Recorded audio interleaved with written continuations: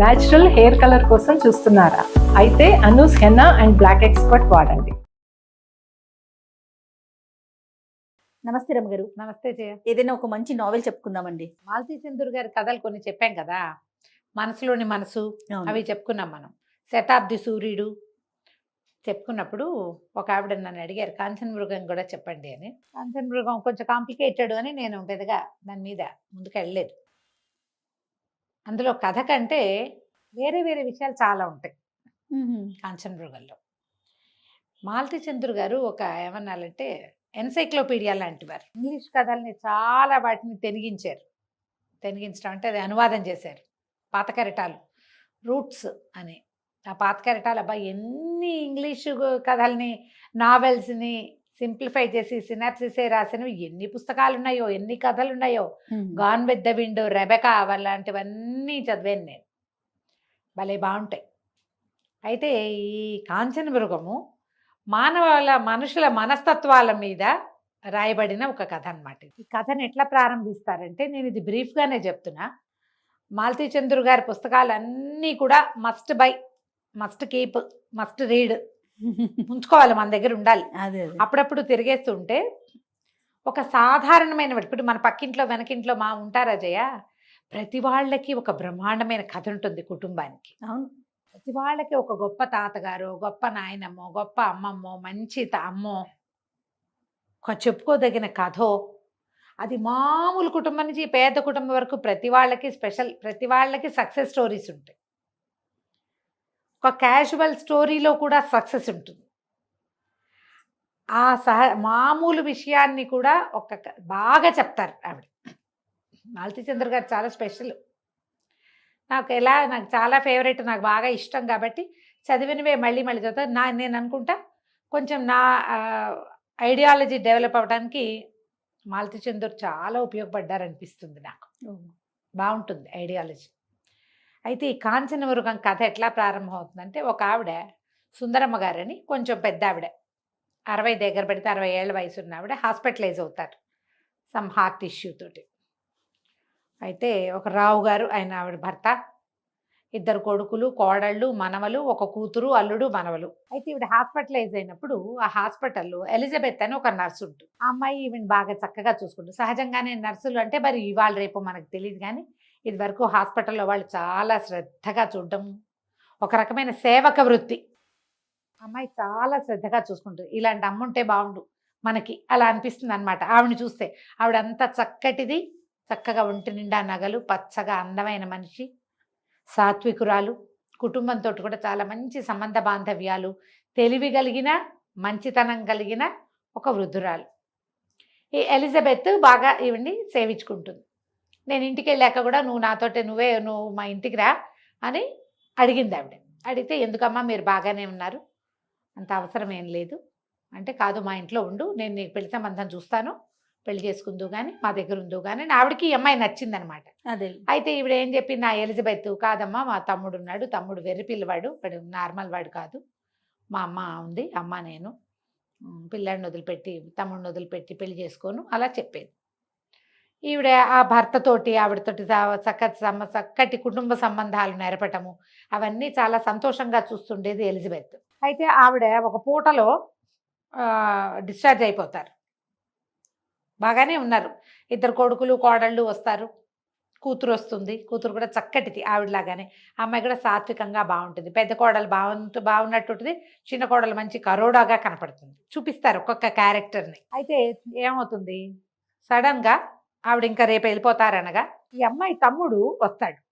పిల్లవాడు వెర్రి పిల్లాడని చెప్పింది కదా, నార్మల్ వాడు కాదు, ఏమనాలి, కొంచెం అబ్నార్మల్ కిడ్ అనుకో. అదేలేండి. కొద్దిగా గ్రహణ మొర్రితోటి, కొద్దిగా కాలు పొట్టి పొడుగుతోటి పుట్టాడు అబ్బాయి. ఆ పిల్లాడు లోపలికి వస్తాడు. ఆవిడ ఈ పిల్లాడిని చూసేసరికి చాలా ఎక్సైట్ అయిపోతారు. ఆ పెద్ద ఆవిడ ఉన్నట్టుండి పారాలసిస్ లాగా వచ్చేస్తుంది ఆవిడకి. ఈ అమ్మాయికి అర్థం కాదు, ఏమిటి సడన్గా ఏమైపోయింది, శుభ్రంగా ఉన్న మనిషి మామూలుగా తిరుగుతున్నారు, కోలుకున్నారు హార్ట్ ఇష్యూ నుంచి. కేకలు పెడుతుంది. డాక్టర్లు వాళ్ళు వీళ్ళు పరిగెత్తుకొస్తారు, చిటుకుని అయిపోతారు. ఆవిడ కాస్త పోతారు ఆ సుందరమ్మ గారు. ఏమో అర్థం కాదు, అంత శుభ్రంగా ఉన్న ఆవిడ డిశ్చార్జ్ అయ్యి వెళ్ళిపోవాల్సిన ఆవిడ ఇలా ఎందుకు అయిపోయింది, తన తమ్ముడిని చూసి ఆవిడ భయపడిందేమో అనుకుంటుంది. ఇంతలో ఈ హడావిడంతా ఆవిడ చనిపోవటము, వాళ్ళు వీళ్ళు డాక్టర్లు పరిగెత్తుకు రావడం, ఫ్యామిలీ అంతా ఏడుపులు గందరగోళాల్లో ఆ పిల్లాడు మెల్లిగా వాళ్ళ అక్కని పిలిచి, అక్క అక్క అమ్మగారే నా మెళ్ళో ఇది వేసారు అక్క అని మెళ్ళో ఎంచి ఒక గొలుసు తీసి చూపిస్తాడు. కాకపోతుంది, నీకు వేయటం ఏంటో తెలియదక్క, నాకు తెలీదు, నా దాని దగ్గరికి రమ్మన్నారు, నా చేతి వేళ్ళు, వాడికి ఒక్కొక్క చేతికి 6 వేళ్ళు ఉంటాయి, 6 వేళ్ళు లెక్క పెట్టారు, నన్ను ఇట్లా మొహం దగ్గరికి లాక్కుని ముద్దు పెట్టుకున్నారు, నువ్వు పెట్టుకుంటావే అట్లా తల్లో వేళ్ళు జోరిపి ఇట్లా అని ముద్దు పెట్టుకుంటుంది అక్క వాడిని. ముద్దు ఎర్రటి వాడు ఆ పిల్లాడు, చక్కగా ఉంటాడు, కానీ గ్రహణ మొర్రు ఉంది వాడికి, చేతి వేళ్ళు ఎక్కువ, కాలు వంపు, చిన్న ఎర్రగా ఉన్నా కూడా అమాయకపు పిల్లవాడు, ఒక వెర్రితనం ఉంది, అదే చిన్న వికృత స్వరూపం వాడు. నిన్ను ముద్దు పెట్టుకోవడం తెలియదక్క, ఆవిడ ముద్దు పెట్టుకున్నారు మెళ్ళో ఇంచి, నువ్వే తీసేవంటే కాదు మెళ్ళో ఇంచి తీశారు, నా మీద వేశారు, ఇట్లా వేసుకోమన్నారు, నేనే వేసుకున్నాను. ఈ లోపలేమో ఆవిడ కనుగుడ్లు వెనక్కి తిరిగిపోయి స్పృహ కోల్పోయి చనిపోయారు. చాలా అర్థం కాదు, తెలిసిపోతుంది. ఇన్ని రోజుల నుంచి ఆవిడ మెడ నిండా వస్తువులు, మొదటే చెప్తారు మెడ నిండా వస్తువులు ఉన్నాయి, చేతులు గాజులు ఉన్నాయి, ఆవిడ చక్కగా ఉంది అని. మెళ్ళో 10 తులాల వస్తువు పోతే తెలీదు, ఏం చేయాలో తెలీదు. సరే ఏం చేస్తుంది, హాస్పిటల్ చీఫ్ డాక్టర్ ఉంటారు కదా, ఇది గవర్నమెంట్ హాస్పిటల్ ఏమో అనుకుంటున్నాను నేను, నాకు అలా అనిపిస్తుంది. సరే ఆయన దగ్గరికి వెళ్ళి చెప్తుంది, ఇట్లా జరిగింది. ఆయన నిర్ఘాంతపోతాడు. ఇప్పుడు ఈ గొలుసు మా దగ్గర ఉంది అని ఎలా చెప్పాలి, బాడీ వెళ్ళిపోయాక ఏం వస్తుందో అర్థం కాదు, ఏం చెప్పాలో తెలీదు. హాస్పిటలే కూడా అయ్యి ఉంటుంది బహుశా. ఇక అతనికి ఏమనాలో తెలియదు, ఈ అమ్మాయిని గట్టిగా పదునుగా ప్రశ్నిస్తే ఏమైనా సరే అమ్మాయి, మా తమ్ముడు అలాంటి పని చేయడు, వాడు అమాయక పిల్లవాడు, వాడిని మీరు చూశారు కదా, వాడు అబద్ధం చెప్పడు, అసలు మాటలే తక్కువ, వాడు అబద్ధం ఎందుకు చెప్తాడు, వాడికి బంగారం మీద ఆసక్తి ఉంది, వేళకి తిండి తప్పిస్తే వాడికి ఏం వద్దు, వాడు అమాయకపు జంతువు, వాడు నాకెందుకు, నాకు అక్కర్లేదు, అలా అయితే నేను మీకు తెచ్చిచ్చేదాన్నా, వీళ్ళ దగ్గర పర్సులు అవి ఉండకూడదు, నీ దగ్గర ఎలా ఉన్నాయంటే, సార్ మీరు అర్థం చేసుకోరు, మేము చిన్న పర్సులో డబ్బులు పెట్టుకుని మేము బ్లౌజ్ లోపల పెట్టుకుంటాము, ఇది అందులోనే పెట్టుకుని బయటకు వచ్చాను, నేను ఇంకేం చేయాలో తెలియక, ఇప్పుడు వాళ్ళకి తెలిసిపోతుంది. ఈయన అక్కడికి వెళ్ళేసరికల్లా ఆ కోడలు పట్టుకుంటుంది, మా అత్తగారి మెళ్ళలోంచి వస్తువు పోయింది, ఈవిడ మా అత్తగారు మావగారు ఎంతో ముద్దుగా చూశారు ఆ నర్సుని, దొంగ మొహంది అని చెప్పేసి ఆవిడ లోపలున్న వికృతత్వం అంతా బయటపడుతుంది. ఈయనకి ఏం చేయాలో తెలియదు. ఈయనకి ఒక ఫ్రెండ్ ఉంటాడు, సాయి ప్రసాద్ అని, ఆయన ఎల్ఎల్బి చేసాడు, బిఎల్ చదివిన వాడు. ఆయన ఒక షెర్లాక్ హోమ్స్ లాగా ఫీల్ అవుతాడు తను. అతను వస్తాడు, వచ్చేసరికల్లా ఇతనికి జరిగింది చెప్తాడు. చెప్పేసరికి ఈయన బాగా ఆలోచించి, ఓ పని చేద్దాం, ముందు మీ నర్సుని ఇక్కడి నుంచి కదిపేద్దాం, పద మనం వాళ్ళ ఇంటికి వెళ్దాం అంటాడు. అక్కడికి వెళ్ళేసరికల్లా మా అత్తగారి మెళ్ళలో గొలుసు మాయమైంది అని ఆవిడ నిలదీస్తుంది. ఆయన అంటాడు, కాదు కాదు అమ్మాయిని వాళ్ళని ఏమనకండి, చాలా బాగా చూస్తుంది ఎలిజా నా భార్యని, ఆవిడ చాలా సంతోషంగా ఉండేది, పోతే పోయింది అంటాడు. అట్లా ఎట్లా ఒప్పుకుంటాం, 10 తులాలు గొలుసు ఊరికే వచ్చిందా, అది దాన్ని నక్క వినయం అని నర్సుని తిడుతుంది ఆవిడ. ఇప్పుడు వీళ్ళు బాగా ఆలోచిస్తే సాయి ప్రసాద్ కనిపిస్తుంది, ఒకవేళ ఆ పిల్లాడు ఆవిడకి పుట్టిన కొడుక, లేకపోతే ఆవిడ భర్తకి పుట్టినవాడా, పిల్లాడిని మాయం చేసింది ఆవిడ, వాడికి ఒక 20 ఏళ్ళు ఉన్నాయి, లెక్క పెడితే ఈవిడ కూతురికి 34-35 ఏళ్ళలోనే ఉన్నాయి, కాబట్టి ఈవిడికే పుట్టుంటాడు, ఆవిడ వదిలించుకుంది పిల్లాడిని, ఏదో చేసింది. వాడు కనబడేసరికల్లా ఈ 6 వేళ్ళు ఉండటం, గ్రహణ మొర్రి ఉండటం, పిల్లాడి కాలు అవయవాల లోపం ఉండటం, లేదా అవయవ లోపం ఉందని పిల్లాడిని వదిలించుకుందా, దీని మీద మనం ప్రయత్నం చేయాలి. ముందు అసలు ఈ పిల్లాడు ఎలిజా చూస్తే నల్లగా సన్నగా పొగచూరు కట్టేలాగా ఉంటుంది, ఈ పిల్లాడు ముట్టుకుంటే మాసిపోయేంత ఎరుపు, ఈ పిల్లాడిని వీళ్ళు ఎక్కడి నుంచైనా ఎత్తుకొచ్చారా. నేను ఎంత బ్రీఫ్గా చెప్తున్నాను జయ, ఈ పేజీలన్నీ పాఠకుడు చదివి తీరాలి. సుందరమ్మ గారి క్యారెక్టరు, ఆవిడ భర్త క్యారెక్టరు, వాళ్ళిద్దరి మధ్య ఉన్న అనుబంధం, ఎలిజా తోటి ఆవిడ ఎలా ఉంది, ఎలిజా ఆమెతోటి ఎలా ఉంది, కోడళ్ళు ఎలా ఉన్నారు, అది ఎంత బాగా చూపిస్తారంటే క్యారెక్టర్ని 4 వాక్యాల్లో ఇలా తెరిచి అరటిపండు వలిచి చేతిలో పెడతారు మాలతి గారు, అదే చాలా బాగా చెప్తారు. సాయి ప్రసాద్ ఇప్పుడు ఇది కనుక్కోవాలనుకుంటాడు. ముందు ఏం చేస్తాడంటే ఎలిజా వాళ్ళ ఇంటికి వెళ్తాడు. ఈ పిల్లాడు మీ సొంత పిల్లాడేనా, ఆవిడ బిక్క చచ్చిపోతుంది, ఎలిజా నిర్ఘాంతపోతుంది, అమ్మ తమ్ముడు మన తమ్ముడు కాదా అంటుంది. అంటే ఆవిడ నేను కొనుక్కున్నాను పిల్లాడిని అని చెప్తాను. ఓహో, కొనుక్కున్నట్టు కాగితం ఉంది నా దగ్గర, ఆ కాగితం ఏమిటి, ఎక్కడి నుంచి, అదేదో ఊళ్ళో మిషన్ ఆసుపత్రిలో నాతో పాటు పనిచేసే ఇంకొక ఆయ, వాళ్ళు ఒక పిల్ల తల్లి, ఆ పుట్టిన పిల్లవాడిని వాళ్ళు ఇచ్చేశారు. నేను ఆయాకి 200 ఇచ్చి ఎప్పటికీ ఈ పిల్లాడిని మళ్ళీ అడగమని కాగితం ఆయాతోటి రాయించుకుని 200 చేతిలో పెట్టి 200 ముట్టినట్టు రసీదు కూడా తీసుకుని అవి కాగితాల్లో దాచిపెట్టుకుంటుంది. పిల్లాడు అప్పుడు మూతి మీద చుక్కలాగా ఉంది, పుట్టుమచ్చ అనుకున్నాను. ఈ కాలుకి నా 6 వేళ్ళు, కాలు పొట్టు పొడుగు ఆ రోజు ఉంది. కానీ మగపిల్లవాడు, నాకు ఎలిజా ఒక్కతే, భర్త లేడు, మగపిల్లాడు మాకు ఆసరా అవుతాడని నేను ఆ పిల్లాడిని తెచ్చుకున్నా. వాడు అందం పట్టలేక, వాడు తెలుపు ఎర్రటి పిల్లవాడు అని రాస్తారు. ఈ పిల్లాడు క్రమంగా వాళ్ళలో వెరితనం బయటపడింది, మొర్రిగా తెలిసింది, గ్రహణ మొర్రి ఉంది వాడికి. కాలేమో కొంచెం వాదం, ఒక కాలు పొట్టి ఒక కాలు పొడుగు. ఇక మాకు తోడు మా పిల్లాడు మావాడు, మేము వీడిని ఎవరికి ఇవ్వం, పిల్లాడిని వదలలేను నేనని చెప్తుంది. ఆ పిల్లాడు అమాయకంగా ఉన్న ఎర్రటి పిల్లవాడు. దీనికి అర్థం కాదు, తల్లి పిల్ల ఎలా ఉన్నారు హాస్పిటల్లో, ఈవిడ కాదా, సుందరమ్మ గారు కాదా, ఎవరినైనా తన భర్త వల్ల సంతానం కలగబోతున్న వాళ్ళని ఎవరినైనా అక్కడికి ఆవిడ తీసుకెళ్ళిందా, ఎవరికీ తెలియకుండా ఎలా మేనేజ్ చేసింది. ఈయన ఇది చాలా ఇంట్రెస్టింగ్గా ఉంది, పర్వాలేదు ఎంత ఖర్చైనా నేను ఈ ప్రయత్నం చేస్తానని ముందు అక్కడికి వెళ్తాడు. ఆ మిషన్ ఆసుపత్రిలో ఇంతకుముందు 20 ఏళ్ల క్రితం పనిచేసిన ఒక ఆయాని పట్టుకుంటాడు. ఆ ఆయా వ్యవహారం అయింది. అప్పుడు క్రమంగా ఎట్లా తెలుస్తుంది, సుందరమ్మ గారి కూతురు, ఆ పిల్లకు ఒక 14-15 సంవత్సరాలే ఉన్నాయి. పిల్ల స్పృహలో ఉండేది కదా, ఎర్రగా బక్కగా బలహీనంగా ఉండేది. పిల్లకి తెలియదు అసలు తనకి పిల్లాడు పుట్టాడని, పిల్లవాడు బతుకున్నాడని అమ్మాయికి అసలు తెలియని కూడా తెలియదు. పురుడు పోసి పిల్లని తీసుకెళ్ళిపోయింది తల్లి. ఆ పిల్లాన్ని నాకు అప్పచెప్పింది. ఓకే, డబ్బు కూడా ఇచ్చింది పిల్లాన్ని కాచుకోమని. నేను అమ్మేశా. ఇది అన్ని పక్కల నుంచి డబ్బులు లాగేసింది. ఈవిడ దగ్గర నుంచి తీసుకుని ఈవిడితో పాటు ఈ గర్భానికి కారణమైన కుర్రాడు కూడా వచ్చాడు అక్కడికి. ఓకే, ఆవిడ చాలా గట్టిగా కేకలేసి కుర్రాన్ని పంపించేసింది. కానీ ఆ కుర్రాన్ని ఈ ఆయా ఆకట్టుకుని అబ్బాయితోటి కూడా కొన్ని డబ్బులు పంపించేలాగా ఏర్పరచుకుంది. తర్వాత కనెక్షన్ పోయింది. ఈవిడ ఈ ఆయా వాళ్ళ దగ్గర డబ్బులు తీసుకుంది, పిల్లాన్ని కూడా అమ్మేసింది, క్యాష్ చేసేసింది మొత్తం.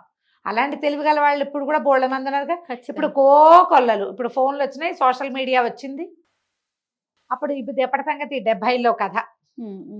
అప్పుడు గిన్ని లేవుగా సౌకర్యాలు, ఓన్లీ ఉత్తరాలే ఉన్నాయి.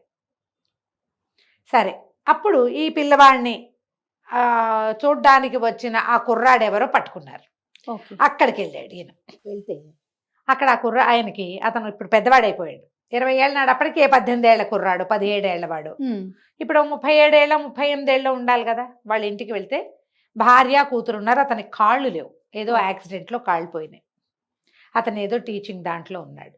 ఈయన మెల్లిగా సాయి ప్రసాద్ గారు మెల్లిగా బూస్ట్ చేసి కనుక్కుంటాడు. కనుక్కుంటే అతను అదేదో చిన్నతనం, ఊరికే ఏదో చిన్న ప్రయోగంలాగా చేసాం, అనుకోకుండా తను ప్రెగ్నెంట్ అయిపోయింది. అప్పటికి మేము చాలా చిన్నవాళ్ళం. ఇతనికి 16 నుండి 17, ఆ పిల్లకి 14 ఏళ్ళు, 10th క్లాస్ కూడా కాదు. వాళ్ళ అమ్మగారు ఎప్పుడైతే ఇది తెలుసుకున్నారో నన్ను గట్టిగా వార్నింగ్ ఇచ్చారు. నన్ను వాళ్ళ ఇంటి ఛాయలకు కూడా రానివ్వలేదు. పంకజం ఆవిడ కూతురు పేరు. పంకజాన్ని ఎక్కడికో తీసుకెళ్ళిపోయారు. తర్వాత తిరిగి వచ్చారు. నేను నా బేబీ అక్కడ ఉన్నాడని నేను వెళ్ళా అక్కడికి. తర్వాత ఆ ఆయా నన్ను కూడా రానివ్వలే. నేను కొంత డబ్బు ఇచ్చా కొంతకాలం పాటు.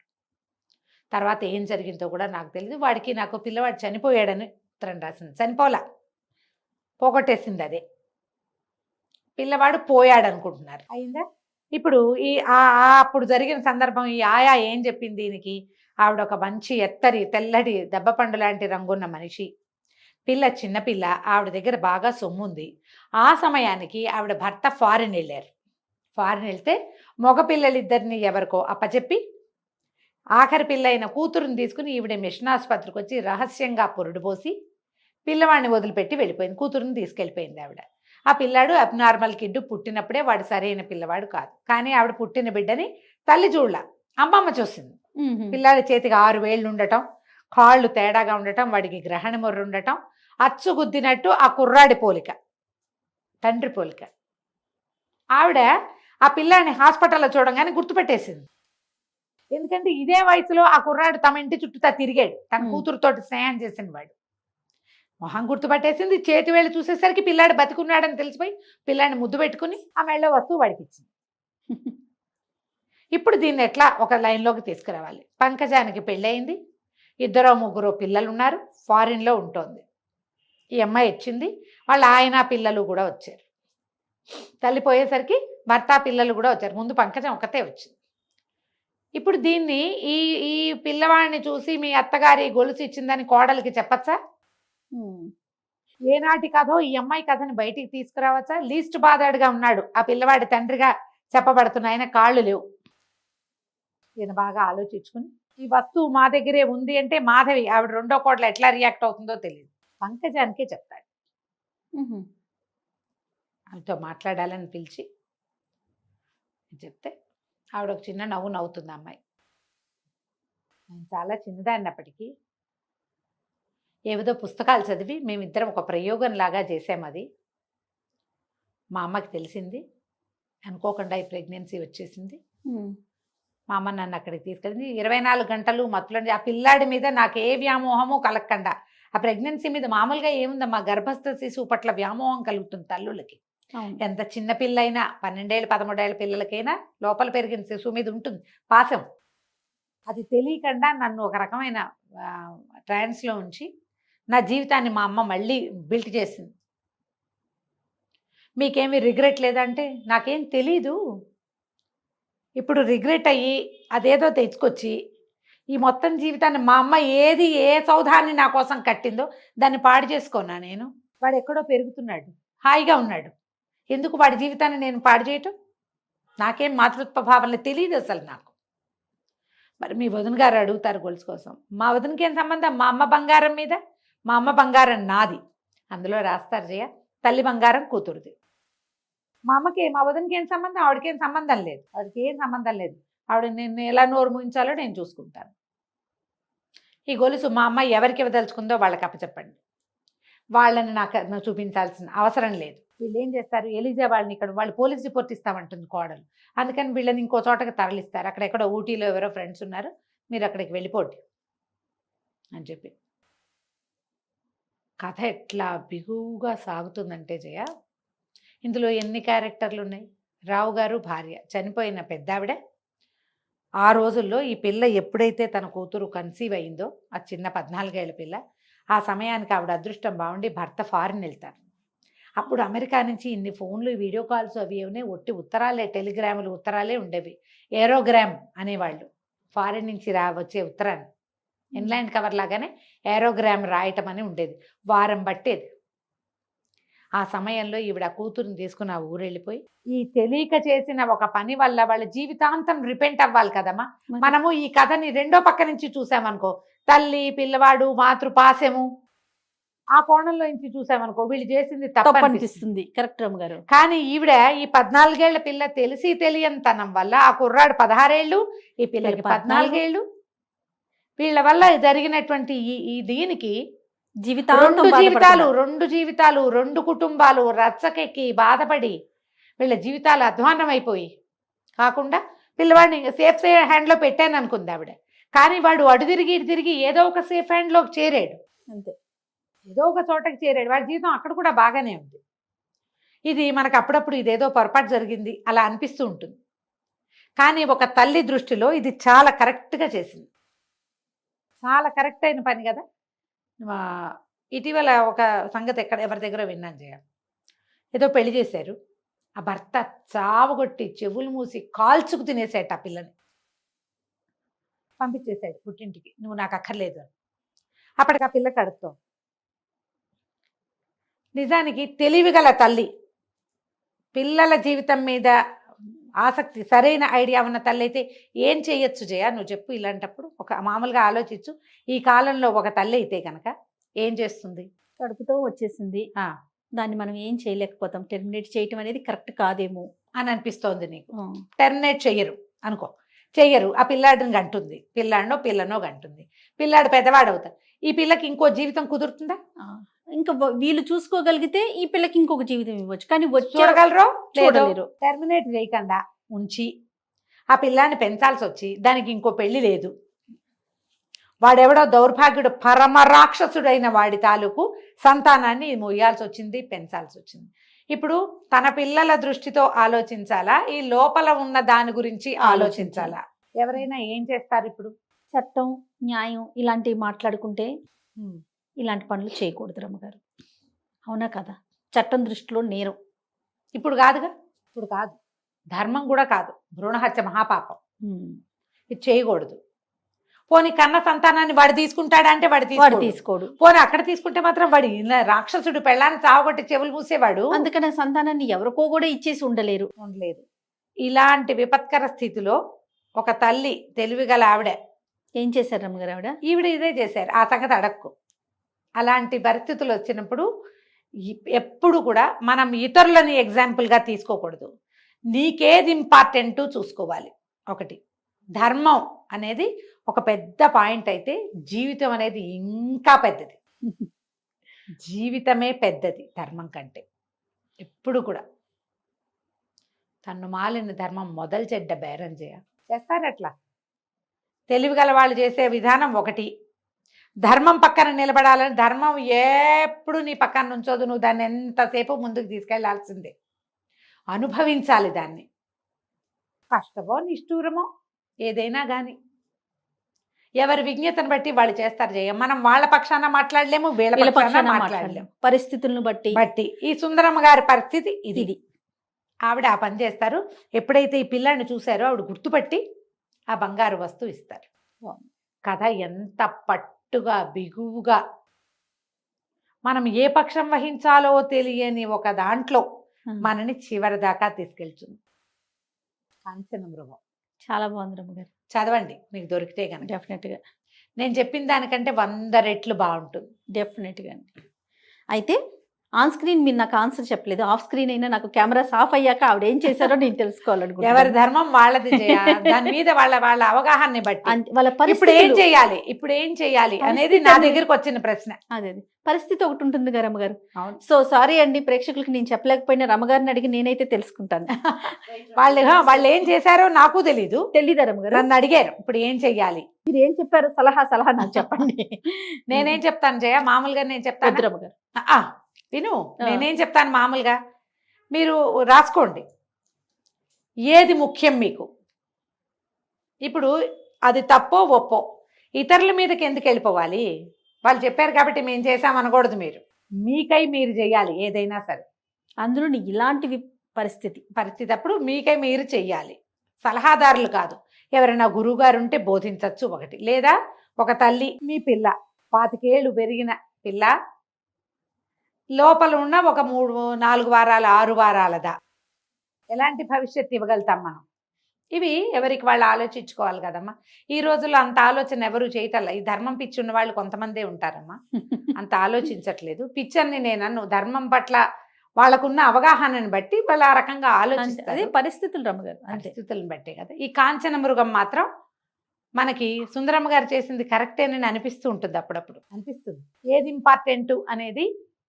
ఇప్పుడు వాడెవడో ఒక పిల్లవాడు ఒక అబ్నార్మల్ కిడ్ కనపడితే వాడి వైపే ఉండాలి అని మనకు అనిపిస్తుంది, కానీ వాడికి మంచి జీవితమే లభించింది. అది అందరికీ లభించకపోవచ్చు, అది ఈవిడికి మంచి జీవితమే లభించింది.